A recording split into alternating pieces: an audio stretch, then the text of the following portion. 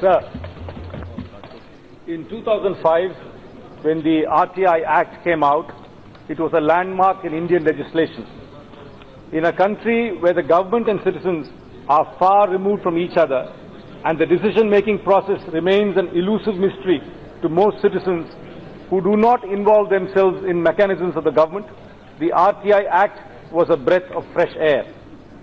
It opened up decision-making process to public scrutiny, and over 2.5 crore applications have been filed till date in the country to persistently ask questions across the spectrum, from village ration shops to questioning the government on unemployment figures and demonetization. The Act brought about a revolution and demanded accountability at a level that has never ever existed before. As such, it is not surprising that this kind of power vesting in the hands of common citizens makes the government uncomfortable, and people are getting killed for asking these uncomfortable questions. As my senior colleague Sri Shashi Tharoor said, over 80 activists have been killed in India for asking uncomfortable questions. There has also been a rise in the number of RTI applications that are being rejected by public authorities who outright refuse to disclose information which people want to know. In 2016, over 64,000 applications were rejected.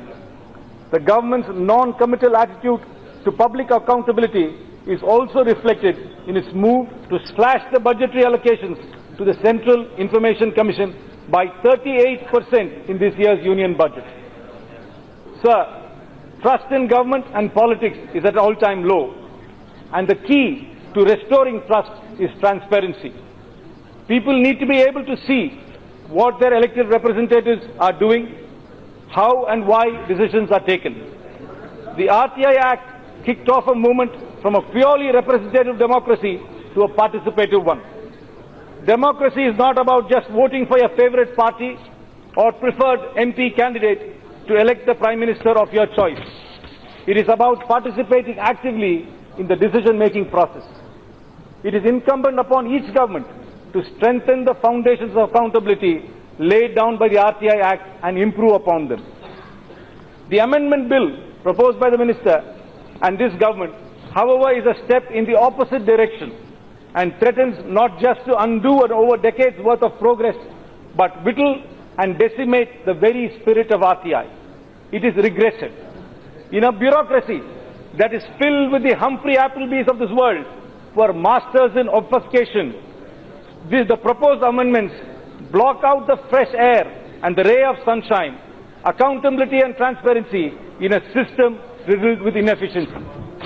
Sir, I oppose the bill on the following grounds. My senior colleague, Dr. Tharoor, my erudite colleague, Ms. Raja and Saugata Dada have all enunciated the same points, but I still like to reiterate them. Point number one, it undermines the independence and autonomy of the Information Commissioners. How is the institution supposed to do its job when the terms and conditions of the service of its officers is directly controlled by the government? This is an attempt by the government to structurally shut down the organs of a free society. Point number two, the centre seeks to usurp powers to decide the salary, tenure and allowances of information commissioners of the state information commissions. However, the salaries of the SIC is paid out of consolidated funds of the respective states. Neither Parliament nor the centre has the power or control over the consolidated fund of any state. This is an attempt to kill not only the citizens' right to know, but also the federal structure of our country. Number three, there was a glaring absence of any kind of public consultation. In the past, when the text of the RTI bill was drafted in 2004 and the RTI rules were drafted in 2005 and replaced in 2012, and more recently, when they sought to be amended in April 2017, the draft proposals were placed in the public domain for consultation. However, this time around, not only were there no consultations with involved stakeholders, civil society organizations and the like, but also the House woke up to the news of the bill for the first time on the very day it was introduced. How can a bill that proposes to significantly alter fundamental rights of citizens be introduced without consultation with the stakeholders themselves? Now, point number four.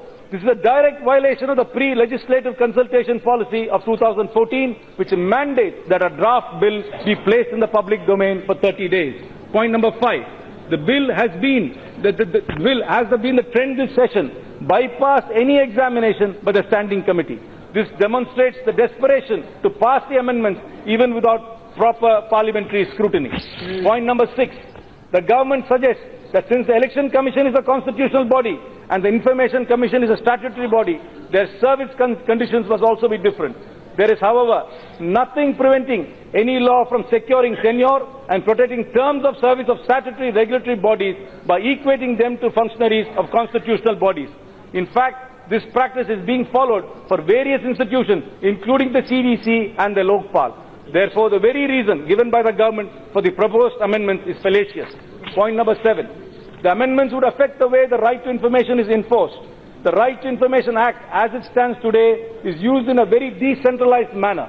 The government has found a centralized way of incapacitating the law. When the commissions and their independence are compromised, where does the citizen go for the enforcement of his right to information?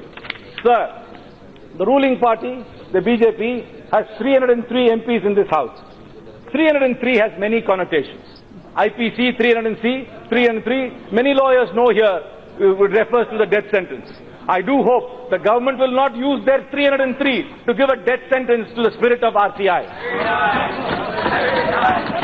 There is a commissioner of police in this House. 303 also refers to the standard rifle which is issued to the constables of even today. The 303 rifle was used by the brutal General Dyer to commit the horrendous massacre of Jallianwala Bagh. I hope the government does not use this 303 to massacre the spirit of the RTI. Please, Mr. Minister, withdraw this bill. Thank you, Karthi Chidambaram. Next is